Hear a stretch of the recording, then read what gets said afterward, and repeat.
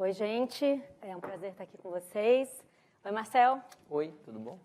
Eu vou fazer uma breve introdução aqui. As meninas já deram a sua qualificação profissional. Eu queria falar um pouquinho sobre você, você me corrige e depois te fazer uma primeira pergunta para a gente começar esse papo. O Marcel, ele é um representante típico da nova direita que surgiu no Brasil com a eleição do Jair Bolsonaro. Aos 33 anos, ele foi deputado federal mais votado do Rio Grande do Sul pelo Partido Novo. Fez uma campanha bastante voltada para as redes sociais, mobilizou o público jovem com um discurso liberal e bem focado no antipetismo. Desde o início, desde que ele chegou ao Congresso, tem se notabilizado pela defesa da reforma da Previdência e chegou a ser cotado pela relatoria do projeto na Câmara. Seguindo as regras do Partido Novo, ele pagou sua campanha a partir da arrecadação de recursos na internet e a sua primeira proposta a ser votada no Congresso previa que os partidos fossem autorizados a devolver ao Tesouro as sobras do fundo partidário. A proposta foi rejeitada. Marcel, eu queria começar te perguntando a mesma coisa que eu vou começar perguntando para a Débora depois, que é o que você entende que é ser de direita hoje? Certo. Bom, de novo, boa tarde a todos. Eu quero fazer um agradecimento especial ao governador Romeu Zema, do estado de Minas, que está aqui, e dizer que, independentemente da sua presença, eu iniciaria dizendo, inclusive, a todos que estão assistindo, a gente combinou com o Paulo Ganimi, também no outro painel, em ato de desagravo ao que foi dito ontem, Ciro Gomes, que é muito bom em espalhar fake news, espalhou uma sobre o governador Zema. Então, só para deixar bem claro que o que foi dito ontem não corresponde em nada com a realidade dos fatos. Faço questão só de fazer essa ressalva inicial, porque ontem não houve oportunidade. Mas o pessoal não sabe o que foi dito ontem. Eu acho que sim. Então, não precisamos nem repetir. Acho melhor então não tá. repetir. Não, acho melhor não repetir, porque fake news Senão se fake combate news, assim, exato. É melhor não levar em consideração e águas passadas não movem moinhos. E um pequeno reparo só na muito bem feito resumo sobre minha trajetória. Na verdade, eu não surgi na esteira da eleição do Jair Bolsonaro. Eu comecei, na verdade, na política com 18 anos de idade. Eu fui eleito vereador em Dois Irmãos. E a minha eleição lá atrás, eu hoje tenho 33, foi muito fruto da mesma indignação que hoje grande parte da sociedade brasileira tem, mas que na época talvez fosse muito mais restrita na política. Eu, inclusive, era do PP, não era do Partido Novo, que surgiu mais tarde. Escolhi o PP no nível local porque eram que as pessoas mais empreendedoras estavam, com uma visão realmente mais à direita, e por causa da atividade dos meus pais, né, muito limitada em virtude da grande burocracia, de altos impostos e também na noção que eu já tinha naquela época de que, olha, logo mais aí nós vamos ter uma grande... São empresários. O meu pai, ele é engenheiro civil e minha mãe é arquiteta. E os dois trabalham juntos, ou trabalhavam juntos, né? Agora trabalham um pouco menos juntos, mas meu pai chegou a ter uma pequena empresa de construção civil, a gente sentia em casa os grandes problemas que ele enfrentava com a justiça trabalhista, com um monte de requisições injustas de funcionários que acabavam sendo conferidas como direitos pelo judiciário, quando na verdade não passavam muitas vezes de reclamações infundadas, né? E ele acabou fechando a pequena consultora dele, acabou continuando autônomo. Então eu já estou na política há um tempo considerável. Em 2013 eu estava no exterior e na esteira das manifestações de rua que aconteceram no Brasil e toda aquela revolta popular com as obras da Copa e com a incompetência e corrupção, etc., acabei decidindo, por força de convencimento de amigos, a retornar à política, concorrer mais uma vez. Foi pela terceira vez que eu tentava concorrer a deputado estadual e fiquei na primeira suplência como deputado estadual do PP e acabei assumindo em 2015. Aí sim, depois neste ano, de 2018, no ano passado, eu me filiei ao Partido Novo, que não existia antes, mas passou a existir, e é o partido que representa para mim os melhores valores, os valores com os quais eu mais concordo. E aí eu sairia um pouco dessa pergunta do que é a nova direita, né? Que é ser de direita. Que é ser de direita, para tentar colocar um pouco dentro daquele diagrama de Nolan, que pouca gente ainda conhece, mas acho que define melhor as posições políticas das pessoas, né? Coloca num eixo, né? Se a pessoa ela tem uma tendência a defender mais liberdade de mercado ou mais concentração de poder nas mãos do governo com regulações, ou seja, mais capitalismo ou mais socialismo, em outro eixo se é mais conservador ou mais progressista nos costumes. E aí o Partido Novo, ele normalmente, aliás, ele via de regra, libera os seus filiados na questão dos costumes e deixa a sua posição muito clara quanto à direção que nós devemos caminhar como sociedade, que é defender mais liberdade de mercado, e eu nem diria tanto como Mises diria, né, mais capitalismo para um lado, eu diria mais governo limitado para que as pessoas tenham mais liberdade. Isso, obviamente, reflete muito fundamentalmente na área econômica, mas acaba extrapolando para todas as áreas. Uhum. Eu acho que essa é a nova direita, assim, que eu gostaria de ver mais forte, que ainda está engatinhando, né?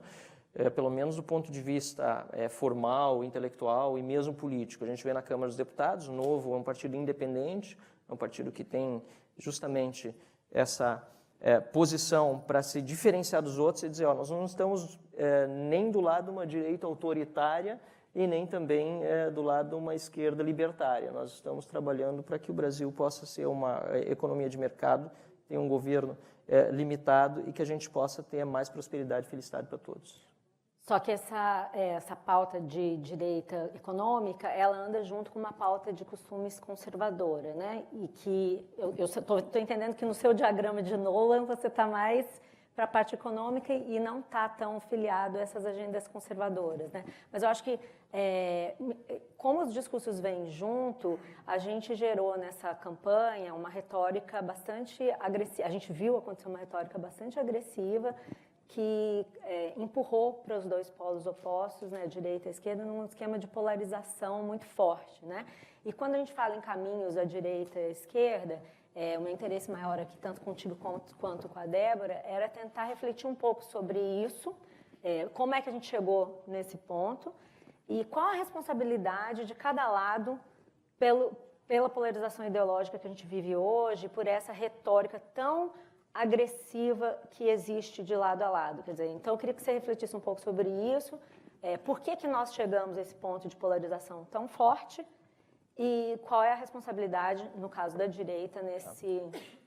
Na verdade, a gente tem dois aspectos a questão da polarização. Eu costumo separar eles no aspecto negativo, que é o que as pessoas normalmente citam, e o aspecto positivo, ou pelo menos de direcionamento do debate, né? O aspecto negativo é esse da intolerância, é o de não aceitar o que o outro pensa. Se eu sou de direita e a outra pessoa não concorda comigo, automaticamente ela é de esquerda e vice-versa. E eu costumo dizer, numa democracia representativa, onde o Estado de Direito funcione, sempre vai ter alguém à minha direita e sempre vai ter alguém à minha esquerda. Isso é natural. Eu posso estar num ponto extremo da direita, vai ter alguém mais extremado da direita. Posso estar num ponto extremo da esquerda, vai ter alguém mais à minha esquerda e vai ter alguém mais à minha direita. Então, saber conviver com as diferentes opiniões é muito importante. E essa polarização, aí sim, no aspecto negativo, que é muito tratada em debates, ela acaba, inclusive, acabando com amizades, relacionamentos familiares, etc. Nesse ponto é muito ruim. Mas tem um aspecto também da polarização, que é o aspecto de transição para uma pluralização. O que a gente vê no debate brasileiro, ainda mais depois de 14 anos de governo do PT e de todo um crescimento da hegemonia cultural de esquerda nos meios universitários, nos meios da imprensa, é uma saudável mudança de rumos para uma posição política diferente também dentro desses meios e, obviamente, também os meios universitários meios universitários, jornalísticos e também, ali mais devagar, na verdade. A primeira reação está sendo realmente na parte política, porque é mais rápido, tem eleições e a renovação pode acontecer mais rápido. Por exemplo, peguei dois dados aqui antes de vir para cá, uma pesquisa de 2012 feita pela Universidade Federal de Santa Catarina, com o apoio da FENAGE, que é a Federação Nacional de Jornalistas, ou seja, são dados de quem tem, digamos assim, toda a credibilidade para tratar desse tema, porque eram autodeclaratórias também, autodeclaratórias as respostas, demonstram que 78% dos jornalistas que declararam preferência política se disseram de extrema esquerda até centro-esquerda. E, dentre esses mesmos jornalistas pesquisados, só 15% se declararam de direita. A mesma coisa, uma outra pesquisa que saiu no Diário do Centro do Mundo, que é outro meio de comunicação que é também reconhecidamente de esquerda, demonstra que professores de história são, de 288 professores de história pesquisados no Brasil, no Chile, na Argentina, e se eu não me engano, outro país era o Paraguai, 85% são de esquerda e 15% estavam, e eu achei engraçado porque a matéria, eu não cheguei a ver o estudo mesmo, mas a matéria dizia que os outros 15% eram de centro até direita, ou seja, incluíram o centro no meio. Isso demonstra que havia uma unipolarização, digamos assim, um polo só, que é o da esquerda dentro dos meios universitários e acadêmicos. E isso acabou fazendo com que culminasse no espectro político também com as eleições de governos de esquerda. FHC, aliás, que é de um partido social-democrata e, portanto, é de esquerda, é tido muitas vezes como de centro-direita no Brasil, o que já demonstra que realmente todo o espectro político estava dominado pela esquerda, acabou culminando com as pessoas indo, por exemplo, às ruas, dizendo: esse sistema que nós temos há tanto tempo não está dando certo, protestaram, derrubaram a presidente pela via institucional por um processo de impeachment, com apoio do Congresso, com pressão, aliás, mais do que apoio sobre o Congresso. Eu vivi esse período, o Congresso essencialmente não faria o impeachment, foi graças às pessoas às ruas. E esse movimento está, portanto, hoje sendo chamado de polarização, porque começa a ficar mais claro os dois lados, quando tinha um lado só. E o que a gente precisa é justamente uma pluralização, ou seja, que as diferentes formas de pensar possam conviver. E aí, como liberal, eu diria, inclusive, em que dentro do aspecto liberal também aquelas pessoas que são de direita e esquerda possam conversar, porque existem dentro dos defensores do liberalismo aqueles que têm pautas mais progressistas e têm pautas mais conservadoras. Você falando isso, eu vejo duas caixas separadas aí no que você está dizendo. A primeira é um primeiro passo para a pluralização dos discursos e tal. Isso. Mas a gente ainda não chegou nisso, no momento que nós estamos justamente na hora em que as divisões estão tão acirradas que fica difícil fazer um diálogo. A grande pergunta você perguntou quem é que tem responsabilidade sobre isso. Isso. Na verdade, essa eu esqueci de responder, desculpa. A principal. Mas lembrei. É que assim, o PT veio muito com a história de discurso de ódio. Estão vindo com um discurso de ódio contra nós, ódio nas redes, que coisa horrorosa, etc. e tal. Não quer e dizer realmente que não quer quer dizer que não tem, não quer dizer que seja uma coisa positiva. Sair xingando, fazer isso aí, realmente a gente, xingando no sentido, usar palavrão, não sei o quê, não fazer retórica bem fundamentada, isso é outra coisa, que aliás muitas vezes é confundida com discurso de ódio. Uma retórica bem fundamentada, com argumentos sólidos, sem atacar o oponente no lado pessoal, mas nos lados dos argumentos, é algo. Aí você pegou o ponto, porque o que a gente está vendo, principalmente nas redes sociais, que se tornaram um ambiente de exercício da atividade política. Mas esse discurso de ódio, de muita agressividade, mas quem pessoal, inclusive. Exatamente, mas quem denuncia hoje o discurso de ódio, principalmente sim na esquerda, nesses últimos tempos, muitas vezes não se dá conta que acabou semeando o ódio, está colhendo não ódio, mas indignação. Pois aí é que eu queria... O marxismo é uma ideologia de ódio, do ódio de classes, a guerra de classes, não é nada mais do que o conflito eterno entre classes econômicas inicialmente, foi assim que Marx via, e até de uma forma um pouco deturpada, ele acabou confundindo o que acontecia no feudalismo com o que aconteceu depois no início do capitalismo, ele acabou transportando para o feudalismo o que acontecia numa economia de livre mercado, tudo aquilo de horror que hoje nós consideramos no capitalismo, na época da Revolução Industrial, ainda assim era melhor do que acontecia antes, quando as pessoas morriam de fome, não tinham condições nenhuma de trabalhar no campo, sob um regime de vassalagem total, então ele confundiu as duas coisas e criou uma teoria tratando do ódio de classe econômico, que a esquerda acabou transpondo com o desenvolvimento industrial, com o desenvolvimento econômico, e com o fato que as classes são muito menos hoje difícil de diferenciar. Com o capitalismo, a mobilidade acabou sendo extremamente maior do que em qualquer outro período do mundo, confundindo muitas classes. A esquerda acabou transportando toda aquela guerra de classes do marxismo na área econômica para outras áreas da vida, fazendo com que houvesse ainda mais divisão na sociedade. Gays contra heterossexuais, negros contra brancos, políticas de cotas, etc. Então, na verdade, acabam a responsabilidade de vocês é a responsabilidade deles. Eu não entendi a responsabilidade de vocês. A responsabilidade do discurso marxista da divisão de classes é enorme, porque ele acaba disseminando clivagens sociais. Eu quero saber qual é a sua, qual é a da direita. Eu sei o que vocês acham que é a responsabilidade da esquerda, mas qual é a da direita? Não, na verdade, a direita responde, e aí eu falo sobre aqueles que, como eu, debatem no âmbito das ideias, da argumentação, da denúncia da corrupção, inclusive ideológica. Costumo dizer, a corrupção ela não tem ideologia, mas tem ideologias que são inerentemente corruptas, que é o caso do marxismo, que sobrevive da corrupção em qualquer lugar em que é implementado. A responsabilidade é de responder com indignação à altura daquilo que foi feito nos últimos anos, que acabou reduzindo as liberdades das pessoas. Qual seria a diferença entre a indignação e uma coisa que até quem apontou pela primeira vez, eu vi apontando pela primeira vez, que eu achei que fez todo o sentido, foi a Janaína Pascoal, na convenção que escolheu o Jair Bolsonaro candidato a presidente pelo PSL, Não sei se você se lembra desse discurso. Eu estava lá e eu vi esse discurso e me causou um impacto bastante grande. Que ela disse que as pessoas que estavam presentes ali deveriam refletir se o bolsonarismo e o movimento dessa nova direita não estava correndo risco ela disse exatamente o seguinte: as pessoas só são aceitas quando pensam exatamente igual nas mesmas coisas. Reflitam se nós não estamos correndo o risco de fazer um PT ao contrário. Então, uma coisa é a indignação e outra coisa é quando você descamba para um PT ao contrário. Tudo aquilo que você critica, você praticar com o sinal oposto. Qual é o risco disso estar acontecendo? Quer dizer, a gente está vendo isso em grande medida, produzindo justamente essa divisão. De novo, essa não é uma postura democrática, né, a de intolerância contra a opinião alheia. E, de novo, também o Partido Novo, pelo menos nesse ponto específico, tem demonstrado na Câmara dos Deputados como fazer uma oposição às coisas erradas em ambos os lados, sem descambar de forma nenhuma para ataque pessoal, sem descambar para ameaça, sem descambar para nada que acabe ameaçando a própria democracia.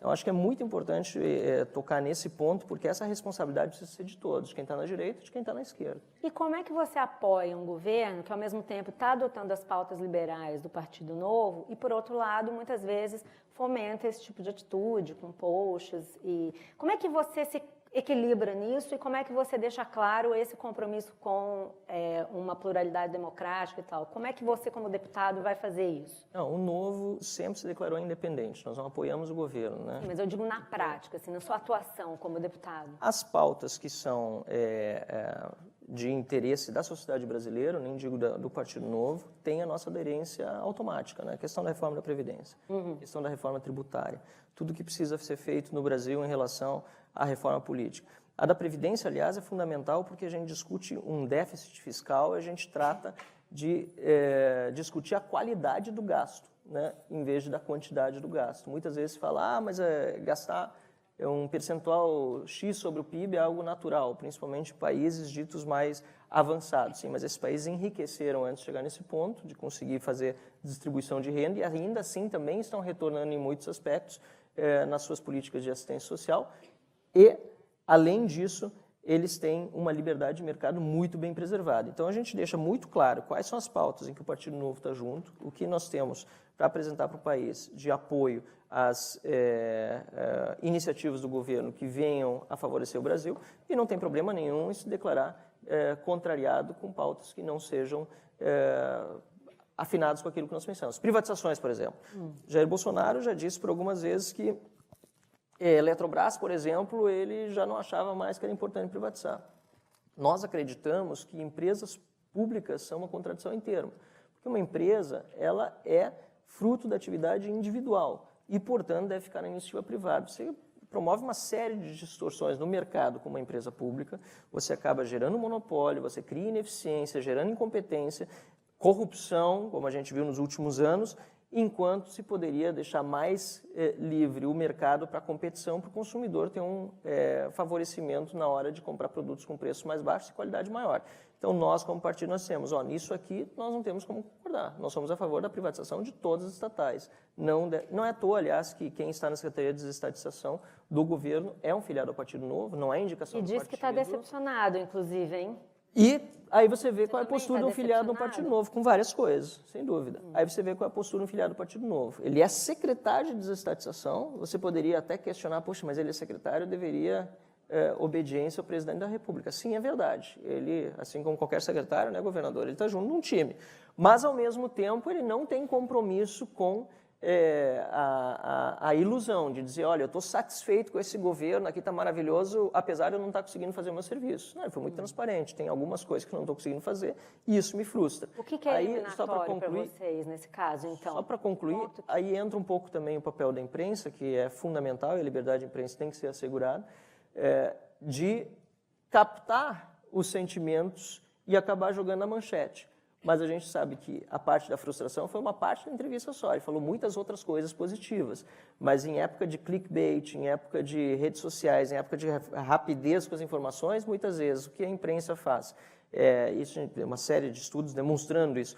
Pega a parte mais polêmica, muito mais do que no passado, quando o jornalismo impresso chegava só no dia seguinte, dava para tratar melhor a informação, pega aquela coisa que é mais gritante na entrevista e toca na manchete. Você é jornalista, né? Você conhece o Sou conceito de lead, né? Mas é exatamente isso que acontece. Mas lead é aquilo que chama atenção. Não só conheço o conceito de lead, como a gente percebeu, e quando eu fiz meu mestrado na Holanda em jornalismo, eu já não me lembro quais eram os autores, mas algumas pesquisas demonstrando, acadêmicas, né, que dos anos 50, 60 para cá, houve uma valorização muito maior do sensacionalismo nas manchetes do que no passado. Porque é tudo muito mais rápido, vai para a rede social, vai para o Facebook o título, e você precisa garantir que tem um número de cliques suficientes para economia do teu meio de comunicação poder Quero girar, muito né? falar disso, mas eu queria só terminar um negócio que você estava falando aí sobre a não alinhamento automático. Queria só completar esse ponto. Então, vocês estão automaticamente alinhados em temas econômicos e eu entendo que vocês deixam seus filiados livres para votarem conforme eles quiserem em temas de costumes e outras agendas. Então, já que a gente está falando aqui em doutrinação ideológica, nessa coisa de você ser totalitário, né? Você tem o totalitarismo de esquerda ou de direita. Como é que um filiado do Novo, como é que o Marcel Van Hatten reage, por exemplo, quando um ministro da Educação diz que vai reescrever os livros didáticos? Para mudar a versão sobre o golpe, por exemplo, a ditadura ou a revolução, como se queira chamar. Ou quando ele faz um comunicado dizendo para que se cante o hino nacional e se recite o slogan de campanha do presidente Bolsonaro. Como é que vocês vão se posicionar com relação a isso, sem machucar a ligação que vocês têm com o governo Bolsonaro nos temas econômicos? Sendo muito transparentes, acho nada melhor do que a verdade. Né? Quando Qual que é a você sua fala a posição verdade, sobre contrário essas duas coisas. Assim. Mas, obviamente, que precisa fazer reflexão sobre as duas coisas. A primeira, a questão do hino nacional e do patriotismo, que é fundamental nas escolas. A gente sabe que, no passado, pelo menos, quando eu era estudante, já não é tanto tempo atrás assim, se fazia muito mais hora cívica do que a gente vê sendo feito hoje na escola. Eu acho que isso é positivo para a disciplina das crianças, para o amor à pátria, para o sentimento de união nacional.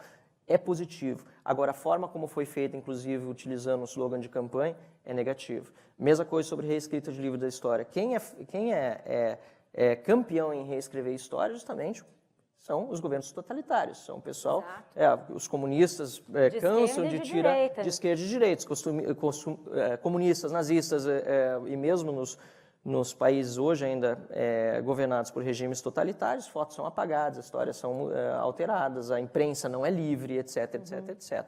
Agora, também nós não podemos negar que há um outro lado da história, ou há uma parte da história que não está mais bem contada no Brasil. E isso precisa ser lembrado. A questão de 1964, por exemplo, eu peguei ainda no dia 31 de março, toda essa confusão que estava nas redes, eu não me pronunciei, não quis entrar na polêmica, mas peguei um livro que herdei do meu avô aí sobre Castelo Branco do final dos anos 80. E o livro da história, contando a história de Castelo Branco, que está ali relatado, é muito diferente do que a gente acaba lendo hoje, ou pelo menos hoje é muito mais superficial. A forma como tudo aconteceu. Não se justifica que o autor... Não entendi. Não, a tese é exatamente essa. Hoje, 85% dos professores são de história. A própria esquerda diz que a história é escrita pelos vencedores. Sendo 85% dos professores de história, quem tem escrito a história até agora é justamente a esquerda. Matéria de jornal essa semana sobre a questão de 1964 dizia foi um golpe de Estado, tudo bem, é verdade, que acabou gerando 434 mortos. 434, algo assim. Mas nenhum lugar dizia que uma parte desse foi promovido pelo Estado e outro por ataques terroristas da esquerda que tinha interesse, sim, de fazer do Brasil uma ditadura também do lado da esquerda. Então, não estou me alinhando a quem defende uma ditadura do lado da direita. Pelo contrário, por isso tanta falta faz pessoas de direito com defesa liberal, de liberdades. Não serve nenhuma dessas duas coisas. Deveria ter sido resolvido de uma outra forma institucional. Porém, naquela época, lendo os livros de história, nós vimos como aconteceu. Pessoas foram às ruas, a imprensa apoiou. Castelo Branco, que dificilmente é execrado pela esquerda, foi um presidente que, quando assumiu, disse que queria entregar imediatamente. Aliás, ele foi buscado para ser presidente. As pessoas não dizem, não foi ele que deu o golpe. Não era ele, de longe, o preferido de si próprio para ser presidente. Ele foi buscado e ele não é atacado justamente por isso, porque as pessoas sabem que ele tinha um compromisso, por mais autoritário que tenha sido o golpe, e errado no sentido de acabar de um rompimento institucional, ele tinha um compromisso de refazer eleições. Agora veio a linha dura do Exército, tomou o poder, deu o golpe dentro do golpe, e acabou fazendo com que aquilo que deveria ser na cabeça do Castelo Branco de no máximo 2 anos acabasse perdurando por 25 longos anos da história brasileira. Então, você defende que o que esteja escrito no livro didático seja o que não... Assim, Mas é uma batalha de longo prazo. Não, mas a resposta é a seguinte, Malu, não é algo que o ministro, sendo bem objetivo, possa mudar da noite para o dia. Por quê? Porque os professores de história que aí estão continuando a contar uma história do lado dos vencedores de esquerda que hoje estão nos 85% dos professores que dão aula. Então, à medida que nós tivermos uma alteração também nesse perfil e mais pessoas de direita tiverem interesse de ser professor, de ser jornalista, que é uma coisa muito difícil. Hoje a gente vê muito mais livros de direita nas bibliotecas, a gente vê mais jornalistas de direita se destacando, a gente vê alguns, mas não muitos, historiadores de esquerda se destacando, contando a história... De direita se destacando, de esquerda tem vários. Então, a gente vê que há uma mudança, mas isso é de longo prazo, não é um ministro. Se fosse assim, nós do Novo diríamos, nós acreditamos no Estado e não no indivíduo. Não, nós acreditamos no indivíduo. Então, o que o ministro pode fazer como ministro da Educação? Ele deve... Aliás, para mim, o mais importante seria que nós tivéssemos não uma escola sem partido, mas uma escola sem governo. O Roberto Rachevsky costuma dizer isso, eu gosto da tese dele, que é o seguinte...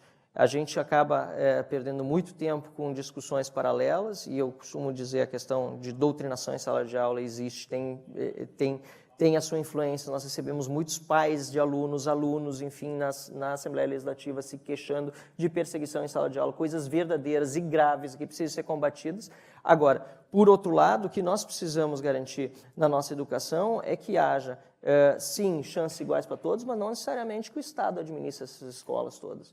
Porque a iniciativa privada comprovadamente demonstra que administra muito melhor escola, administra muito melhor saúde, mas, no fim das contas, ela é tão oprimida pelo tamanho dos impostos que são cobrados pelo aparelho estatal, que elas acabam também tendo custos muito altos e as pessoas não conseguem mais, pobres, ter acesso à educação de qualidade, saúde de qualidade privadas e acabam optando pela porcaria que são hoje os nossos ensinos públicos, tanto ensino público e a nossa saúde pública. Você falou em liberdades individuais e uma questão que está colocada aí, que eu sei que não é a sua pauta prioritária, mas está dentro desse contexto de direita e esquerda, 10 minutos, João, botando a plaquinha, é a questão da liberdade de escolha, né? Que até é uma questão muito cara a Débora, que é a de liberdade de escolha da mulher pelo aborto, se necessário, se entender que tem condições, e outras questões que estão envolvidas aí nesse caldo. Um debate que me chamou a atenção há umas 2 semanas no Congresso foi o debate da Sâmia Bonfim com o Ernesto Araújo, em que ela discutia por que o Ministério das Relações Exteriores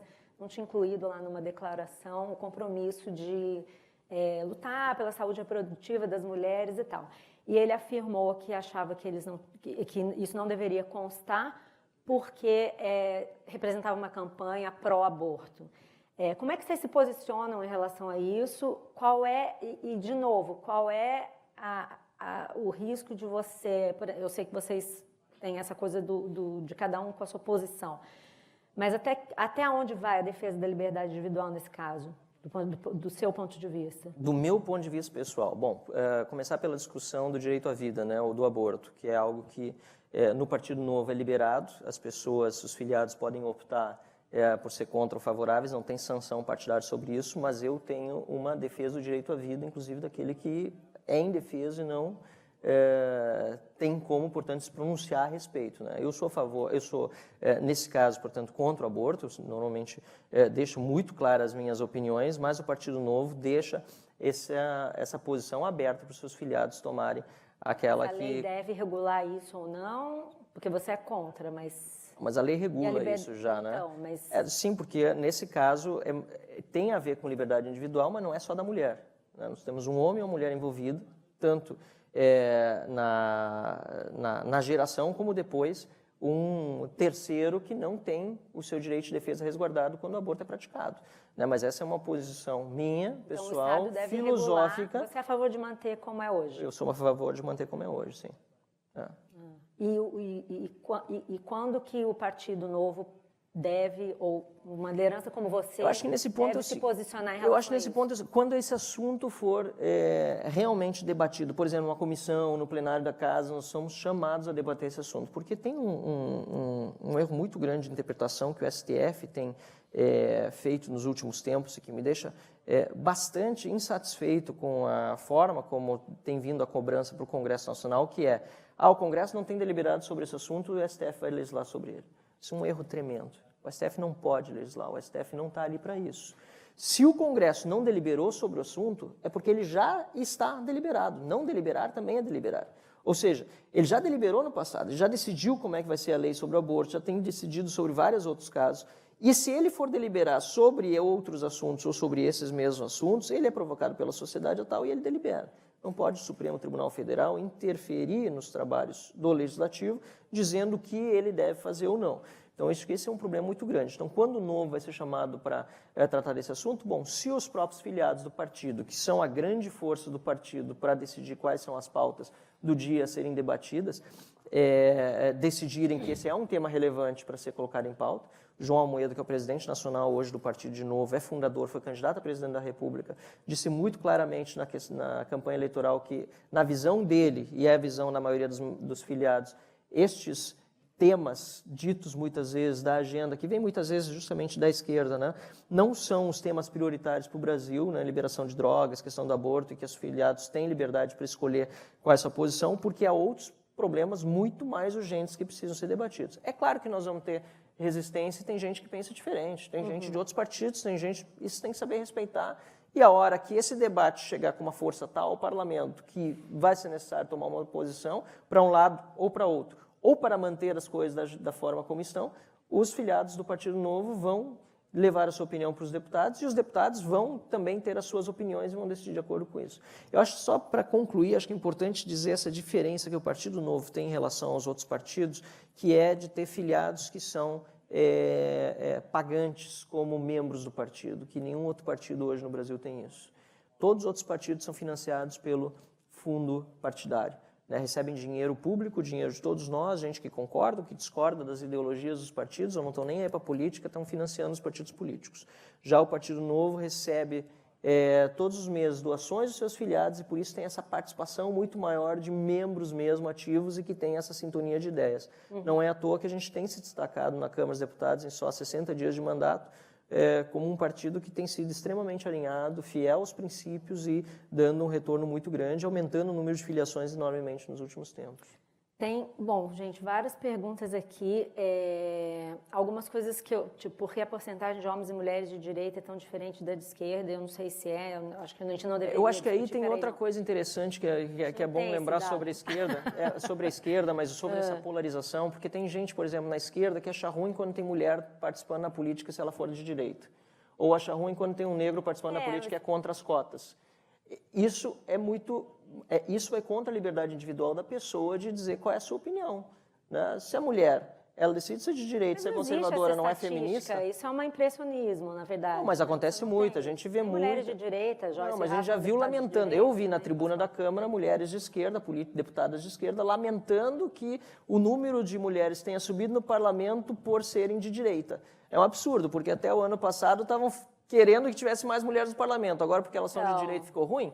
Entendeu? Mas eu só ia comentar que essas perguntas estão sendo feitas e eu acho que elas estão mais ou menos contempladas aqui pelo que a gente está falando, porque eu queria falar de uma coisa mais geral, que eu acho que é o que mais interessa aqui. E aí tem uma pergunta aqui que eu acho que é importante eu repetir, que é... Cadê ela? Por que esse painel teve formato diferente, se os caminhos à esquerda e à direita não dialogam e não discutem? Realmente esse painel está com formato diferente, a gente vai conversar sobre isso com a Débora, o Marcel também participou dessa conversa, e isso é uma coisa que muito me incomodou, o João está aqui para confirmar isso. A gente queria fazer um diálogo maior, e aí foi uma opção dos dois, e eu queria colocar aqui a última pergunta para a gente fechar, que tem a ver com isso. É possível, no ambiente do Brasil de hoje, com a polarização, eu estou vendo aqui muito do seu discurso, é colocar no outro a responsabilidade pelo que está acontecendo hoje. Como é que se pode fazer para construir um espaço onde efetivamente essa pluralidade que você prega, esse diálogo que a gente está falando aqui, ele se faça? Porque uma coisa é você dizer que você vai cobrar o diálogo, mas se em seguida você adota um discurso colocando a culpa no outro, aí o diálogo se perde. Como é que vocês do Novo, eu entendo que você representa um pensamento um pouquinho diferente desse outro pensamento mais à direita, mais radical. Mas como é que vocês podem fazer isso? Onde é que você constrói esse espaço de diálogo? Eu acho que não é botar a responsabilidade no outro. encontrar onde estão as causas da situação que nós estamos enfrentando agora. Né? E aí? Então é muito mais do que dizer a responsabilidade é do fulano de tal, que é do partido tal, que ele tá... Não é isso. A esquerda e a direita. Mas é identificar dentro do processo político quem está ali para fortalecer a democracia, o Estado de Direito, quem está ali, a gente conversou antes, a Débora e eu, quem está ali para falar sobre a verdade, ainda que seja baseado nos argumentos e nos fatos que você tem naquele momento, às vezes ali adiante você vai mudar de opinião porque vieram novos fatos, vieram novos argumentos, te fizeram repensar. É quem está ali para fazer um debate honesto e quem está ali para fazer um debate rasteiro, para ser um ator de si próprio, quem está só fazendo realmente... Isso tem, aliás, não só no aspecto ideológico, porque há aqueles que, por causa da clivagem ideológica, têm determinadas posições políticas e não vão mudar, porque sabem que se mudarem posição política, mesmo que sejam convencidos do contrário, vão perder o seu eleitorado. Isso acontece, a gente vê a olhos vistos, né? Eu via na Assembleia Legislativa, vejo na Câmara dos Deputados. Então, esta é uma responsabilidade de um lado que a gente vê fazendo exacerbar esses Isso não conflitos. tem ideologia. Não, mas nesse caso é por ideologia. Essa resposta ao eleitorado é uma resposta que... Não, mas eu percebo... Não, mas o populismo, ele é... É que eu ouvi muito deputado, não vou dizer de que partido, que veio no final num discurso dizer, não, Marcelo, eu sei que não é bem assim, mas se eu não falar dessa forma, eu vou perder meu eleitorado. E também tem aquela velha prática paternalista, clientelística brasileira, que também leva muitos e muitos representantes do povo a votarem de acordo com a determinação de cima para baixo do governo, porque senão eles vão perder as benesses, os cargos, os privilégios, e não por questão de convicção ideológica, né, ou de convicção principiológica. Então, acho que é muito mais achar onde estão as responsabilidades e buscar, aí sim, o diálogo de direita, de esquerda, quem está um pouquinho mais à minha direita, um pouquinho mais à minha esquerda, ou muito mais à direita ou à esquerda, com base em fatos, em argumentos, buscar realmente ter um diálogo sadio, do que fomentar esse clima de conflito que não faz bem realmente para uma democracia. Tem tempo? Acabou? Time over. Vem com legenda. Gente, então, obrigada, Marcel, obrigada a vocês. A gente vai passar para a Débora. Vamos ver se a gente constrói esse diálogo, então, né? A partir de agora. Obrigado, pessoal. Bom dia.